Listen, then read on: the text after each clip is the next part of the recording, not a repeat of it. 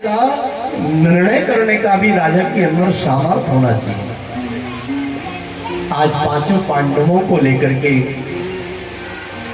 मेरे गोविंद भीष्म पितामह के पास में ले गए और भीष्म पितामह के पास में जाकर के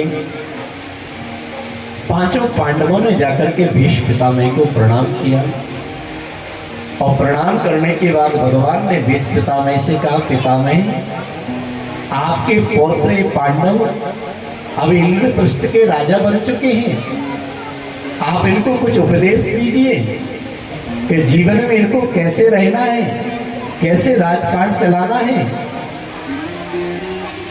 तब भीष्म पितामह ने कहा कि दान धर्मान राज धर्मान मोक्ष धर्मान विभाग।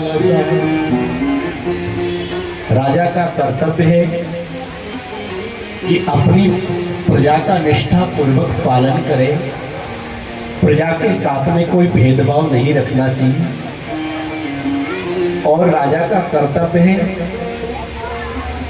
कि वो जीवन में न्याय करे, उसे कभी अन्याय का साथ नहीं देना चाहिए।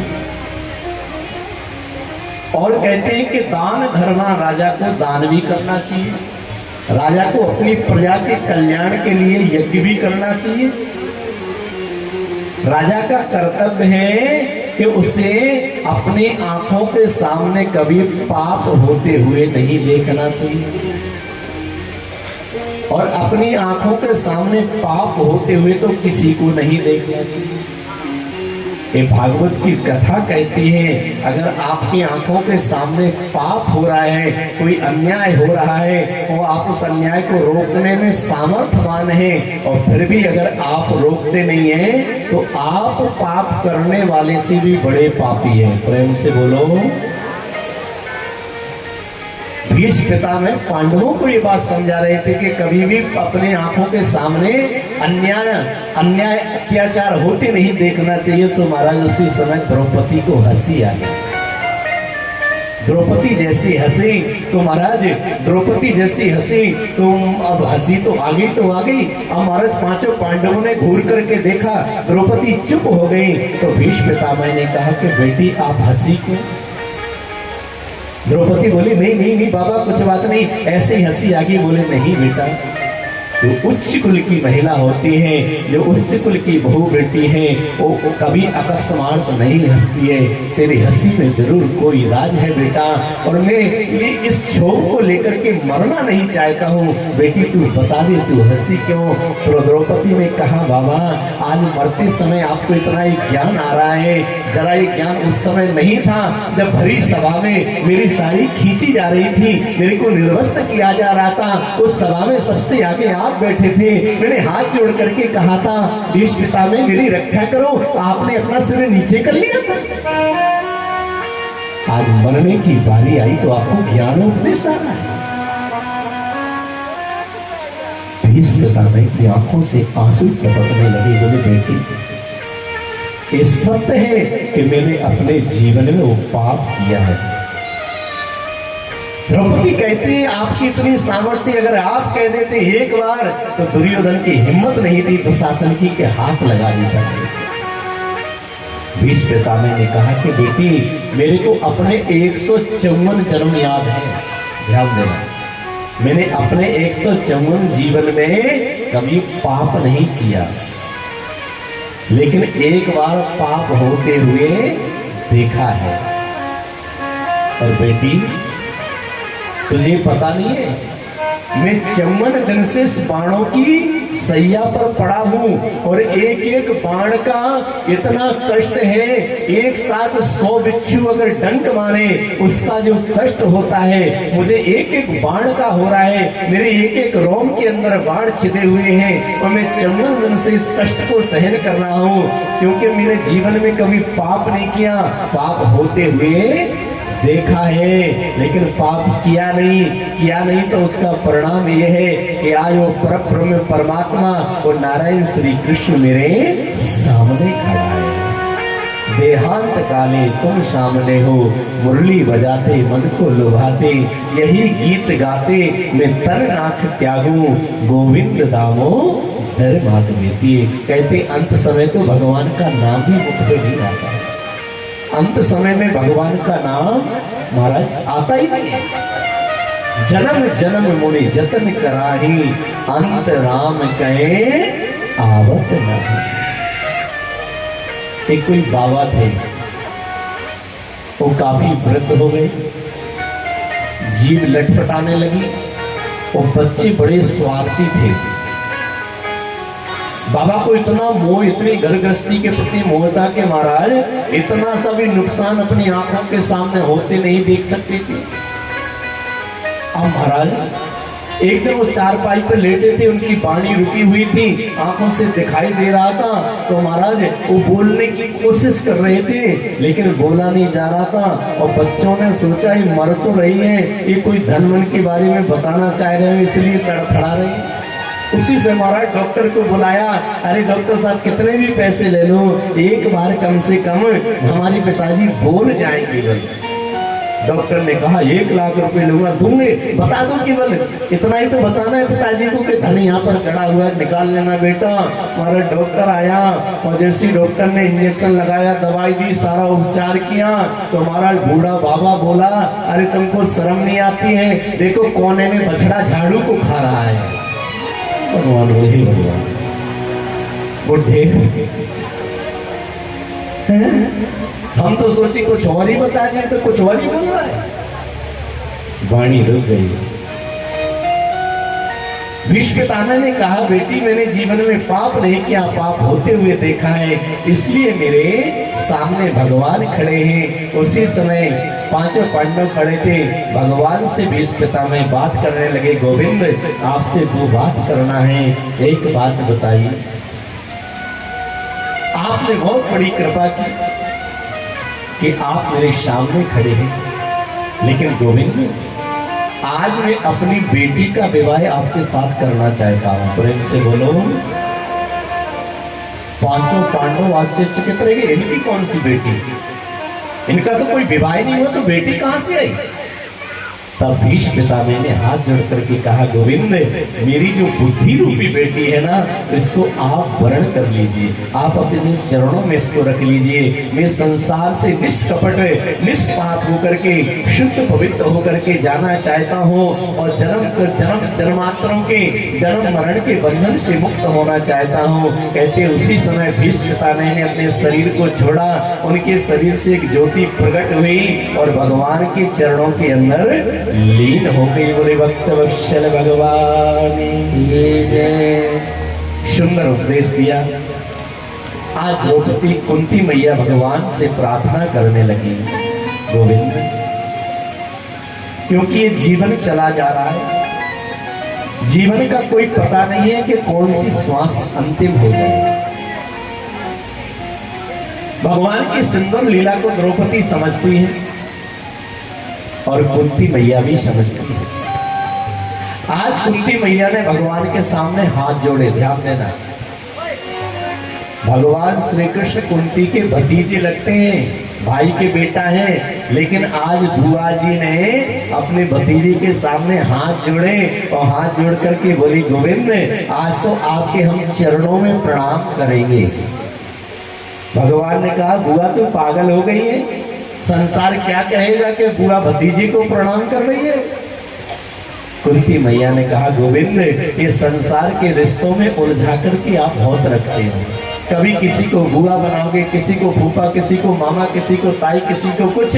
गोविंद हमको पता है कि आप ईश्वर हो और हम जीव हैं और जीव की गति ईश्वर के चरणों में होती है, इसलिए गोविंद आज तो आपके चरणों में हम प्रणाम करेंगे क्योंकि आप कोई साधारण नहीं हो, आप तो साक्षात नारायण हो, आप साक्षात भगवान हो, आप ब्रह्म परमात्मा हो, इसलिए आपके चरणों में हम प्रणाम करेंगे। आप भगवान हो। तो महाराज भगवान को भी क्रोध आ गया, बोले अच्छा बुआ मैं भगवान हूँ। बोले हाँ तुम भगवान हो, तो भगवान हो तो मांग मेरे से क्या चाहती है। कुंती बुआ ने कहा गोविंद दोगे? बोले हाँ तू मांग तो सही। जो कुंती ने मांगा ना वो जीवन में कोई नहीं मांगता होगा। कुंती ने भगवान को हाथ जोड़ करके कहा कि पिपदो संतु नासस्व तत् तत् जगत गुरु भवतो दर्शनम यस्याः पुनर्भवो दर्शनम। कुंती ने भगवान से दुख मांगा। गोविंद ने अगर आप देना चाहते हो तो संसार के अंदर जितने दुख है ना, उन सारे दुखों को मेरी झोली में डाल दो।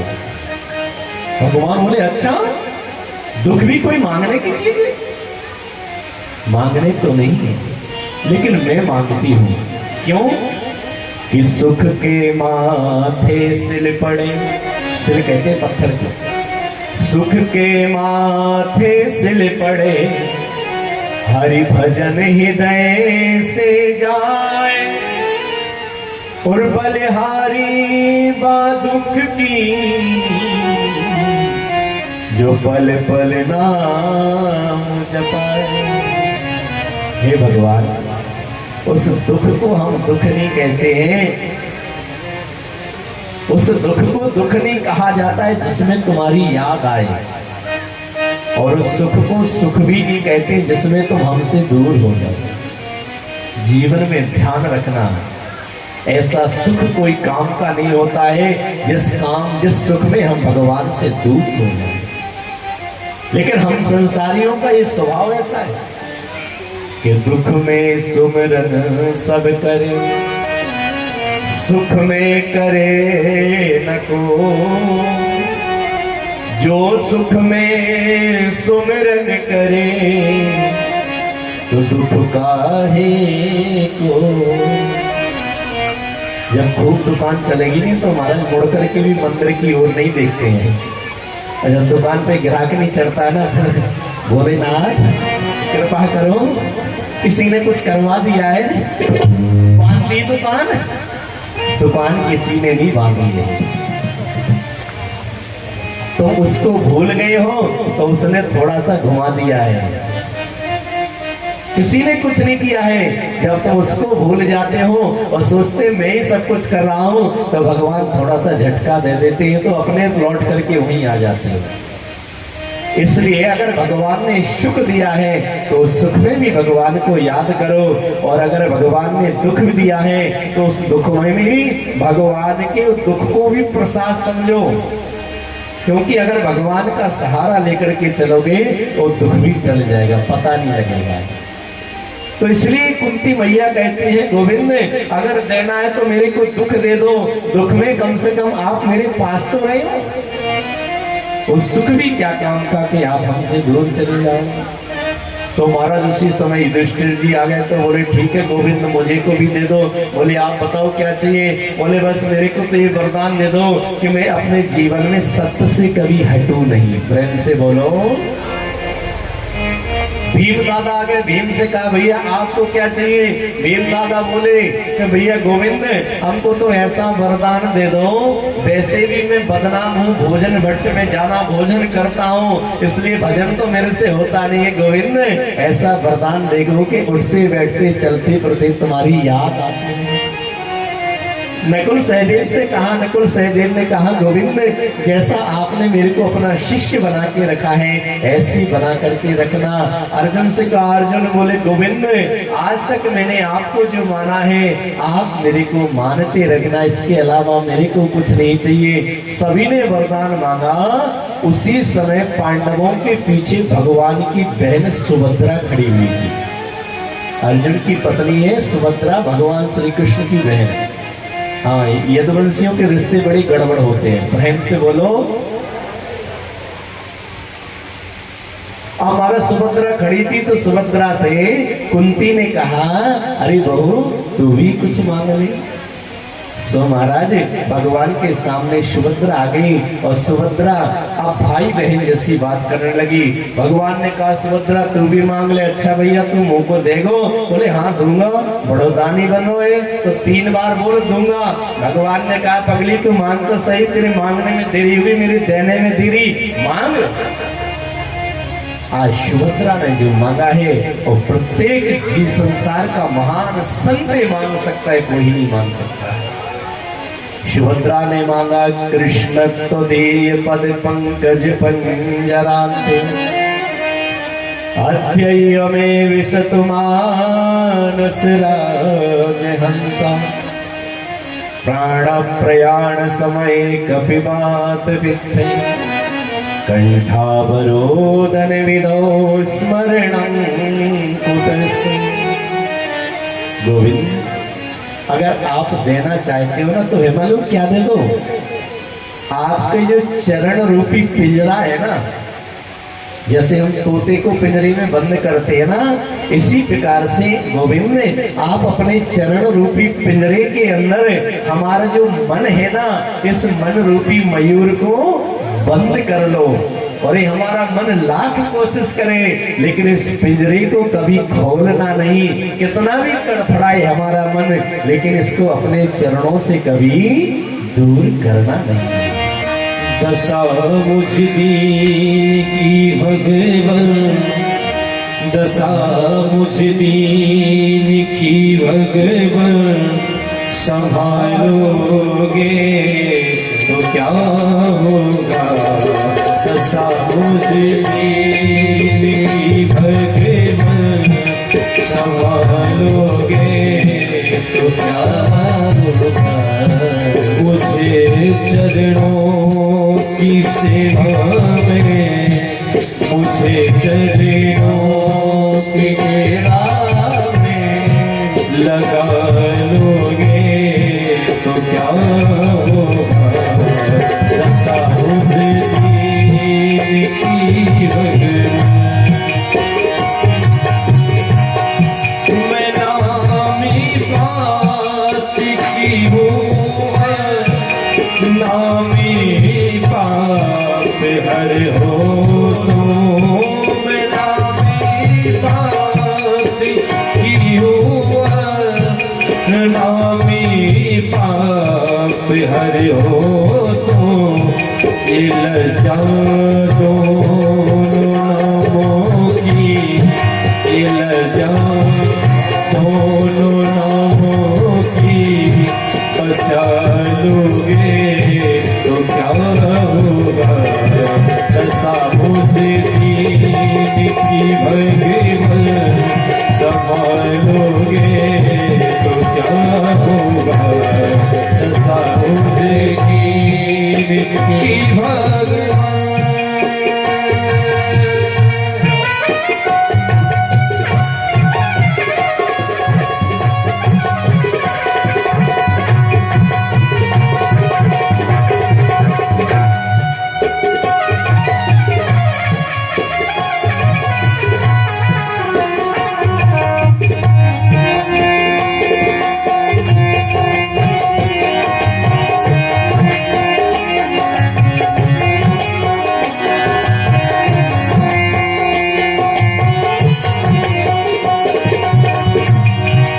जिन्होंने तुमको करुणा कर पतित पावन बनाया है।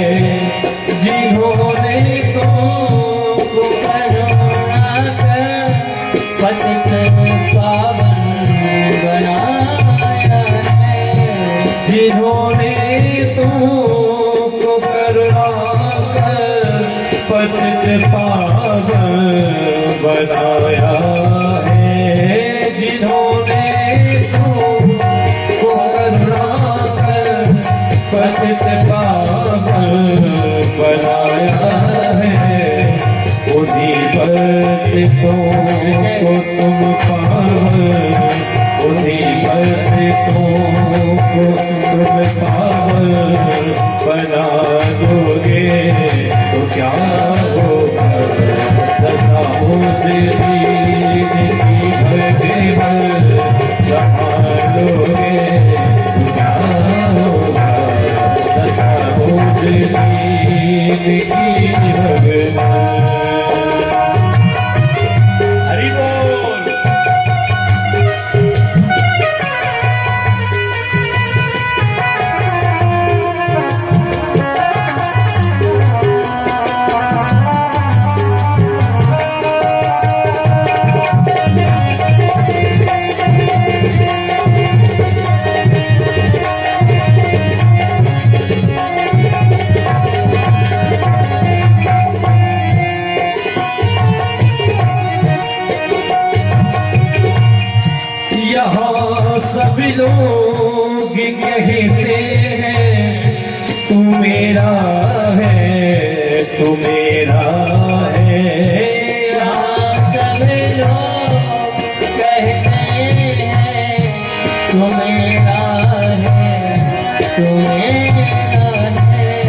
यहाँ सभी लोग कहते हैं तू मेरा है, तू मेरा है। यहाँ सभी लोग कहते हैं तू मेरा है, तू मेरा है। ये प्रभु मैं किसका हूँ, मैं किसका हूँ ये झगड़ा तू, मैं किसका हूँ ये झगड़ा तू मिटा दोगे तो क्या होगा। दसाओं से की भगवान संभालोगे तो क्या होगा। दसाओं से की भगवान संभालोगे तो क्या होगा। मुझे चरणों की सेवा में लगा लोगे तो क्या होगा। दसाओं से की भगवान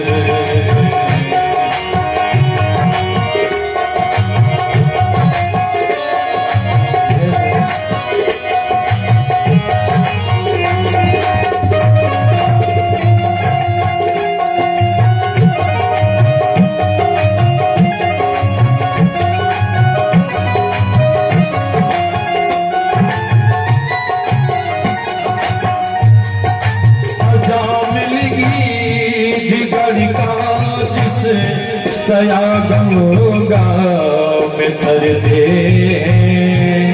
अजा मिलेगी गंगा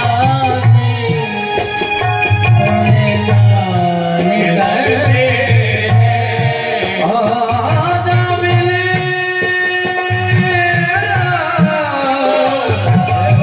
आजा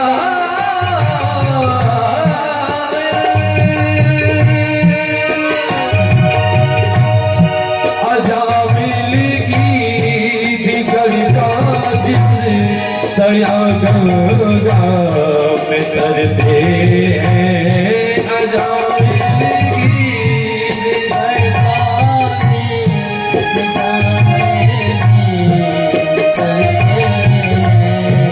उसी में बिंदु सा पापी, उसी में बिंदु सा पापी मिला लोगे क्या होगा।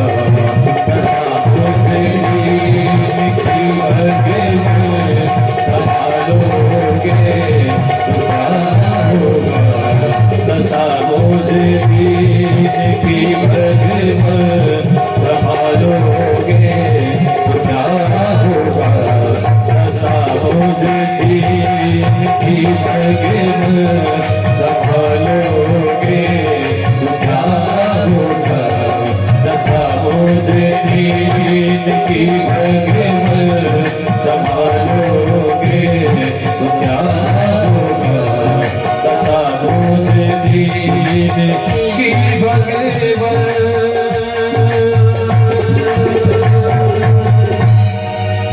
जय जय श्री राधे श्याम।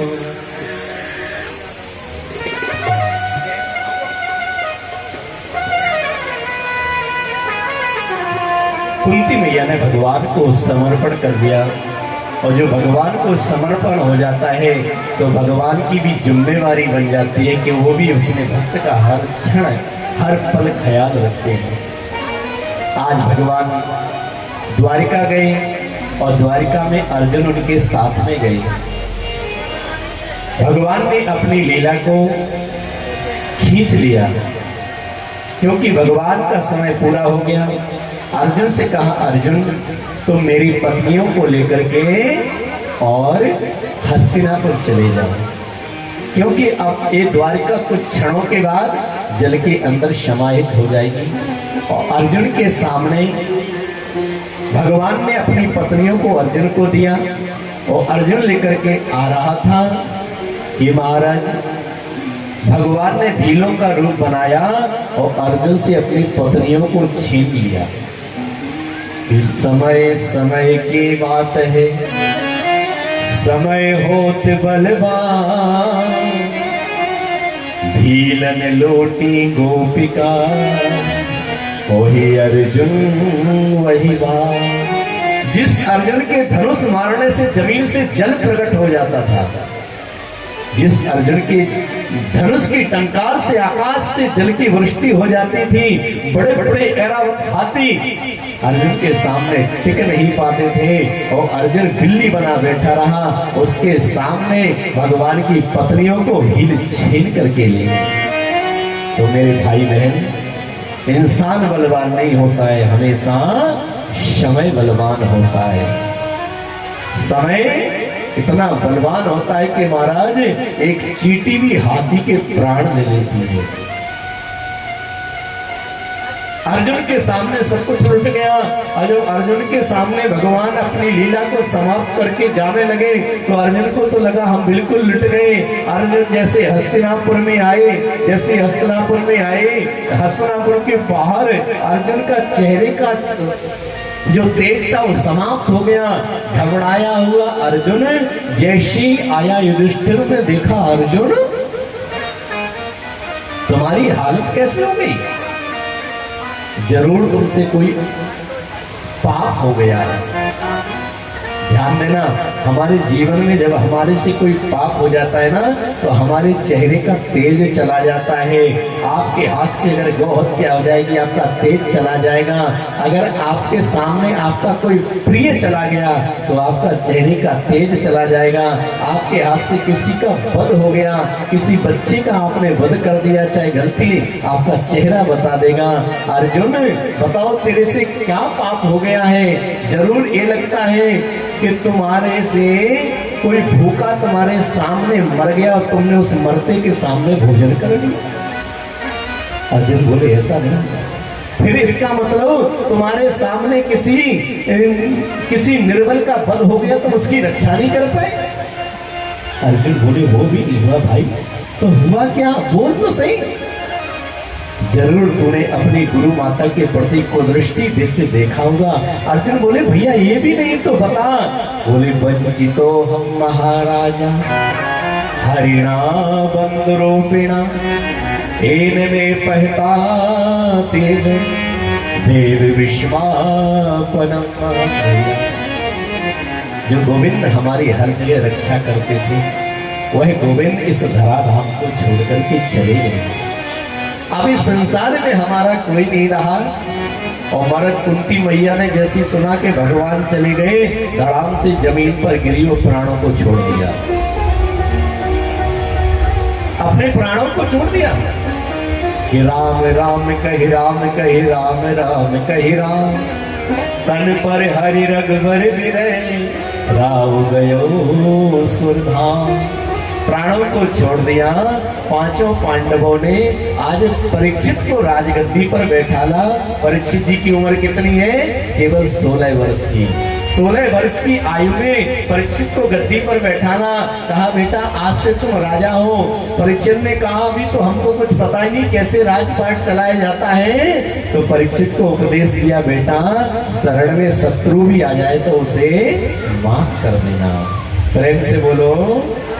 पांचों पांडव महाराज हिमालय की ओर चले गए। राजा परीक्षित राजा बन गए। राजा परीक्षित का इतना सुंदर राज है कि इनके राज में कोई दुखी नहीं है, सारे खुशी है, सारे प्रसन्न है, सारे आनंद के साथ में है। लेकिन राजा परीक्षित ने एक दिन इनके मन में विचार आया, इन्होंने खजाने को खोला। राजाओं के यहाँ कक्ष बने होते थे धन के, उस खजाने को खोला। उसमें से महाराज एक बड़ा सुंदर मुकुट था, उस मुकुट को उठाया और महाराज अपने सिर के ऊपर धारण कर लिया। ध्यान देना थोड़ा सा यहाँ पर। परीक्षित ने उस मुकुट को सिर पर धारण किया और धारण करने के बाद शिकार खेलने के लिए चल दी। जैसे शिकार खेलने के लिए राजा परीक्षित गए तो उन्होंने रास्ते में एक दृश्य देखा कि कोई काला काला पुरुष है और कोई बैल खड़ा हुआ है, उस बैल के पैर को काट रहा है। उसके 3 पैर पहले से कटे हुए थे, एक पैर के ऊपर बैल टिका था। ये बैल कोई और नहीं, बैल साक्षात धर्म है। और कलयुग में केवल दान के ऊपर धर्म टिका हुआ है। एन केन विधि दान कर ही कल्याण, क्योंकि लोग सत्यता नहीं है, पवित्रता रही नहीं है, केवल दान के ऊपर कलयुग में धर्म टिका हुआ है। लेकिन उस एक पैर को भी महाराज जो कलयुग तोड़ने में लगा है, काटने में लगा है। राजा परीक्षित ने इस दृश्य को देखा, तलवार लेकर के दौड़ पड़े, तू कौन है, इस बैल को क्यों मार रहा है? तो महाराज वो हाथ जोड़ करके परीक्षित की शरण में चला गया। तो इनको अपने बाबाओं की बात याद आ गई कि अगर शरण में शत्रु भी आ जाए तो उसे माफ कर देना। सो महाराज उसने गिड़गिड़ाया, हाथ जोड़े। परीक्षित ने कहा तुम कौन हो? उसने कहा महाराज मैं कलयुग हूँ, मेरा समय आ गया है। बोले नहीं तुम यहाँ नहीं रह सकते। बोले यहाँ नहीं रहो तो कहाँ रहो? आप मेरे को बताइए, आप राजा है, मैं कहाँ रहूं? तो कलयुग के लिए 4 जगह बताएं, ध्यान देना। भूतम पानम स्त्रियासोनम यत्र विष्ट चतुर्थ। जहां पर जुआ खेलता है ना, वहां साक्षात कलयुग का वास होता है। प्रेम से बोलो। और जुआ खेलने वाली बुरा मत मानना है।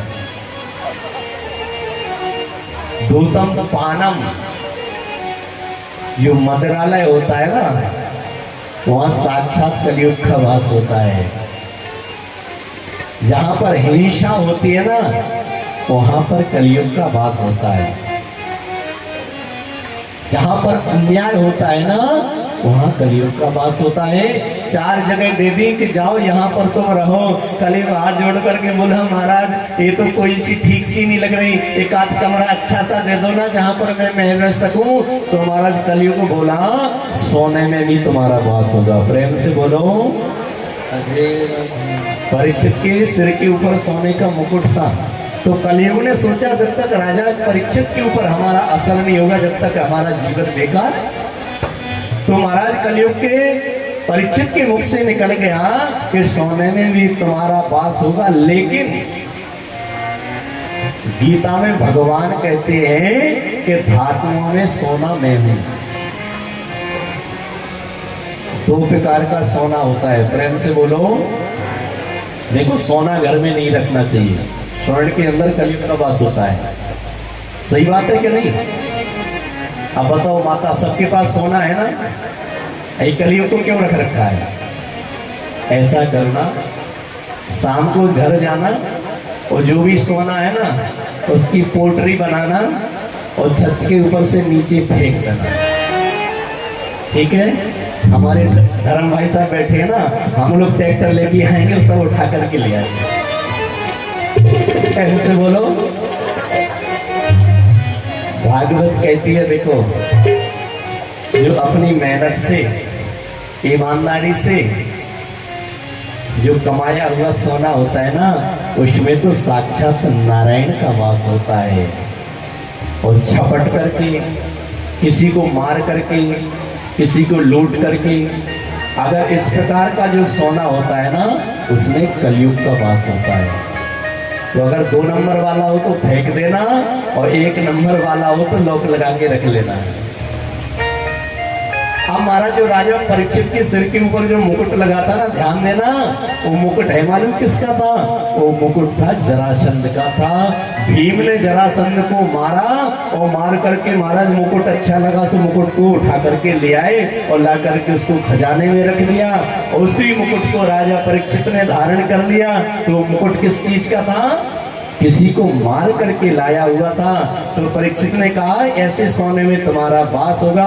उसी समय कलयुग सोने के मुकुट के अंदर प्रवेश किया और राजा की बुद्धि के अंदर प्रवेश कर गया। प्रेम से बोलो। अब तो हमारा राजा परीक्षित की बुद्धि घूम गई। राजा परीक्षित के साथ में जो थे ना, वो ऐसा हमारा जंगल आया कि सारे बिछड़ गए। राजा को जोड़ की प्यास लगी तो राजा परीक्षित पानी के चक्कर में एक आश्रम में गए। उस आश्रम में देखा कि एक समीप नाम के ऋषि तपस्या में बैठे हुए थे। और जैसी राजा की बुद्धि को तो कलयुग ने खराब कर दिया। राजा बोले अच्छा मुझे देख करके ढोंग कर रहा है, समझ में नहीं आता तुझे? मैं राजा परीक्षित हूँ, मुझे जल पिलाओ। अच्छा अच्छा, आंख बंद करके नाटक कर रहा है। और महाराज अनेकों अपशब्द ऋषि को सुना दिए, लेकिन वो तो समाधि में थे, कहाँ सुनने वाले थे। जब उन्होंने नहीं सुना तो महाराज इतना क्रोध आया राजा परीक्षित को, तो उन्होंने देखा कि बगल में एक मरा हुआ सर्प डला है, बाण से उठाया, बोले लो महात्मा जी आपको माला ही पहना देता हूँ जब नहीं सुन रहे हो। तो महाराज गले में मरा सर्प डाल करके राजा परीक्षित चल दिए। और राजा परीक्षित तो चल दिए, लेकिन शमीप ऋषि का पुत्र श्रृंगी उसी समय स्नान करके जैसी आया, वो पिताजी के गले में मरा सर्प देखा, आग बबूला हो गया। अरे मेरे पिता के साथ में धृष्टता किसने की है? महाराज दौड़े दौड़ा एक ऋषि आया, बोले महाराज परीक्षित आए थे, पानी की याचना की, पिताजी ने जवाब नहीं दिया, मरा सर्प डाल गया। महाराज उसी ऋषि कुमार का इतना क्रोध आया, उसी क्षण उसने अपने हाथ में जल लिया। बोले राजा परीक्षित इतना अभिमान है तुमको राजा बनने का, इतना अभिमान है अपने बल के ऊपर, मैं तुमको श्राप देता हूँ कि आज से 7वें दिन जिस सर्प को तुमने मेरे पिता के गले में डाला है, इसी सर्प के डसने से तुम्हारी मौत हो जाएगी। जीवन में एक गलती हमारे संपूर्ण जीवन को खराब कर देती है। राजा परीक्षित जैसे ही घर पे आए, घर पे आकर के जैसे इन्होंने मुकुट को उतारा तो महाराज इनकी बुद्धि पवित्र हो गई। हे भगवान, ये इतना बड़ा अपराध कैसे हो गया मेरे से? पश्चाताप कर ही रहे थे, उसी समय ऋषि समीप की नींद टूटी, समाधि खुली। समाधि खुलते ही उन्होंने बेटे को सामने क्रोध में देखा, रोते हुए देखा। बेटा क्यों रो रहे हो? अरे पिताजी आपको पता नहीं राजा परीक्षित आए, आपके गले में मरा सर्प डाल गए। समीप ऋषि ने कहा बेटा कोई बात नहीं। बोले कैसे कोई बात नहीं? राजा की इतनी सामर्थ्य कि आपके गले में मरा सर्प डाल गए, लेकिन पिताजी मैंने भी ऐसा दंड दिया है कि वो जिंदगी भर याद करेंगे, कभी ऐसी गलती नहीं करेंगे। बेटा तूने क्या किया? मैंने 7 दिन में मरने का श्राप दे दिया। ऋषि ने कहा बेटा तूने क्या कर दिया? ऐसा देवतुल्य राजा हमको कहाँ मिलने वाला है, जो राजा हमारे साथ इतना हमारा ध्यान रखता है। अगर उससे गलती भी हो गई थी तो इसे माफ कर देता बेटा। और हमेशा ऋषि को तो तितिक्षु होना चाहिए, दयावान होना चाहिए बेटा। कभी भी ऋषि को क्रोध नहीं करना चाहिए। तूने क्या कर दिया? लेकिन श्राप तो श्राप होते हैं, ये वापस नहीं हो सकती है। उसी समय महाराज 2 शिष्यों को भेजा कि राजा परीक्षित से कहो कि अपने मोक्ष का कोई साधन तलाश ले। राजा परीक्षित के पास में शिष्य आए, उन्होंने कहा महाराज आपको 7 दिन में मरने का श्राप लग गया है, अगर अपने मोक्ष का कोई साधन चाहते हो तो देख लेना। राजा परीक्षित ने कहा हे भगवान, ऋषि कितने महान होते हैं कि मैंने इतना बड़ा अपमान किया कि मैं 7 मिनट भी मेरे को जीवित नहीं रहना चाहिए, लेकिन मेरे को 7 दिन की मोहलत फिर भी दे दी। राजा परीक्षित ने उसी समय अपने पुत्र जन्मेजय को राजा बनाया और अपनी राजगद्दी को छोड़ करके और जाकर के जंगल में गंगा जी के किनारे, जिसको हम सब लोग सुखताल कहते हैं, उस जगह जाकर के राजा परीक्षित गंगा के किनारे बैठे। जब किसी सज्जन के जीवन में कष्ट आता है ना, तो उसका सब साथ देते हैं। भाई भूल से कोई भूल होगी, था तो सज्जन, था तो धर्मात्मा। और जैसे राजा परीक्षित वहां पर बैठे तो महाराज हजारों की तादाद में वहां पर ऋषि मुनि ब्राह्मण पहुंच गए। तो ऋषि मुनि ब्राह्मण ने राजा परीक्षित से कहा, राजा परीक्षित ने उनसे कहा कि महाराज एक बात बताइए, 7 दिन में मरने वाले की मोक्ष का साधन क्या है?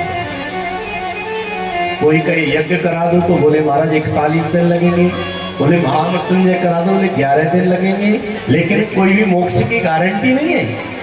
तो फिर क्या करें? तो देखिए, जो सुखदेव स्वामी जंगल में चले गए थे ना, और सुखदेव स्वामी को भगवान ने प्रेरणा दी कि तुम राजा परीक्षित को जाकर के भागवत श्रवण करो। उस समाधि में बैठे थे। उनको लगा कि चल परीक्षित के पास, चल परीक्षित के पास। तो आज वो सुखदेव स्वामी अपने जंगल को छोड़ करके और राजा परीक्षित की सभा में उपस्थित हो गए, पधार गए। बोले सुखदेव जी महाराज की जय। जैसे सुखदेव जी को देखा सभी ऋषि मुनि खड़े हो गए। बोले राजा परीक्षित अब डरने की कोई बात नहीं है, सुखदेव स्वामी आ गए हैं तो समझ लो अब तुम्हारा मोक्ष कन्फर्म है, अब तुम मर नहीं सकते हो। और राजा परीक्षित ने यहाँ पर सुखदेव स्वामी का बड़ा ही सुंदर पूजन किया है। आइए हम सब लोग सुखदेव स्वामी का पूजन करते हैं। फिर इसके बाद सुंदर एक झांकी, और झांकी के बाद आरती के आपको दर्शन होंगे। बोल भागवत भगवान की जय हो। तत्र भवन भगवान व्यास पुत्र अलक्षलिंगो नजलावतुष्ट। बोलिए सुखदेव जी महाराज की जय, श्रीवासी महाराज की जय। मेरा जीवन है तेरे हवाले, हवाले।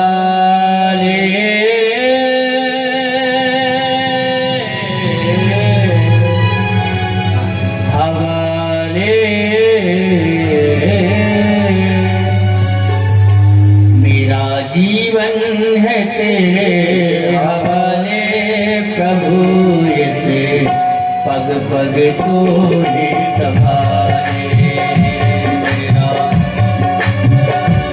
मेरा जीवन है तेरे हवाले, मेरा जीवन है तेरे हवाले प्रभु, इसे पग पग तू ही संभाले प्रभु, इसे पग पग तू ही संभाले।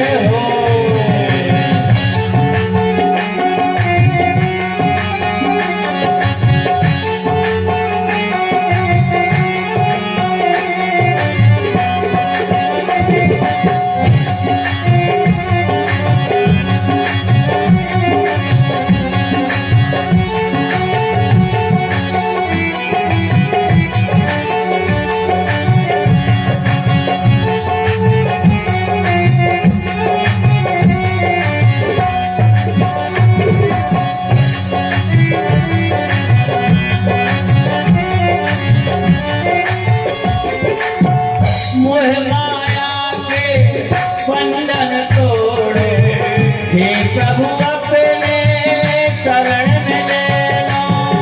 मोह माया के बंधन तोड़ो, हे प्रभु मुझको शरण में ले लो। हे प्रभु मुझे को शरण में ले लो, हे प्रभु मुझको शरण में ले लो। हे प्रभु मुझे को शरण में ले लो।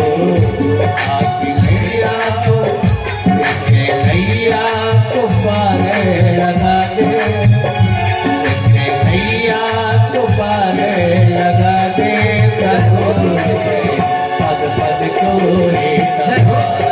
प्रभु ऐसे पग पग तू ही संभाले।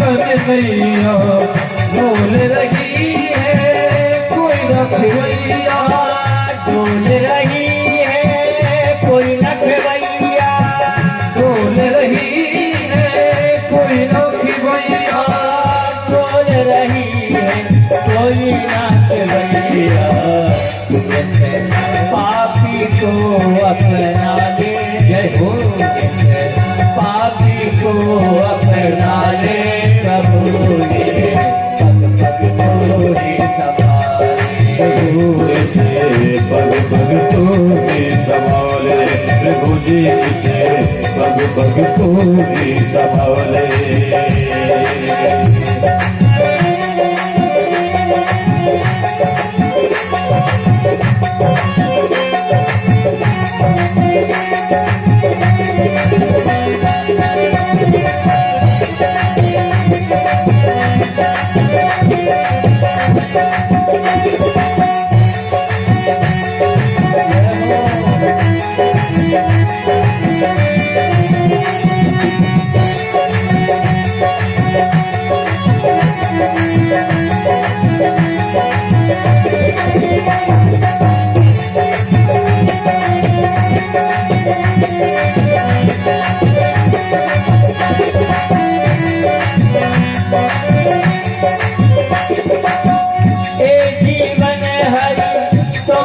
पाया सब तेरे कोई न कराया जीवन है तुमसे पाया सब तेरे है कोई न पराया सब तेरे कोई न कराया सब तेरे है कोई न पराया सब तेरे कोई न कराया अपना ले अपना ले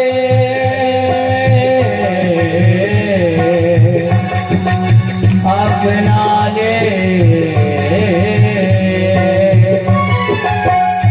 अपना ले हो मुरली वाले अपना ले हो बंसी वाले प्रभु पग पग तोड़े प्रभु से पग पग तोड़े संभाले प्रभु जी से पग पग तोड़े संभाले मेरा जीवन है तेरे हवाले मेरा जीवन है तेरे हवाले प्रभु ये पग पग तोड़े संभाले प्रभु से पग पग तोड़े संभाले प्रभु जी से पग पग तोड़े संभाले प्रभु जी से पग पग तोड़े संभाले प्रभु जी से पग पग तोड़े संभाले प्रभु जी से पग पग तोड़े संभाले प्रभु जी से पग पग तोड़े संभाले प्रभु जी से पग पग तोड़े संभाले प्रभु से पग पग तोड़े संभाले प्रभु से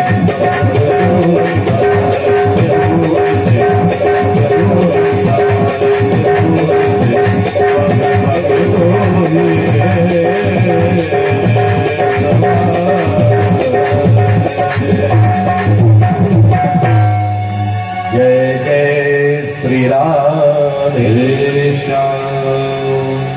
आज की कथा को यहीं विश्राम। जैसा कि आप सब लोगों को पता है, श्रीमद् भागवत सप्ताह ज्ञान महायज्ञ 12 से 19 फरवरी तक सभी लोगों के सहयोग से यहाँ पर किया जा रहा है। सब लोग इस भागवत रूपी गंगा में डुबकी लगा करके जीवन का आनंद लें और तन मन धन से सहयोग करें, इस आयोजन को दिव्य और भव्य बना सकें। आगे चल के जो भी भंडार इत्यादि की व्यवस्था है वो भी सब अच्छे तरीके से हो सके। तो सब लोग अपने अभी कुछ नहीं, अभी अपना मन बना के रखना, बाद में बताएंगे इसको क्या करना है, लेकिन अपना मन बना के रखिए। आइए आपके बीच में बड़ी सुंदर झांकी के दर्शन करेंगे। इसके बाद फिर आप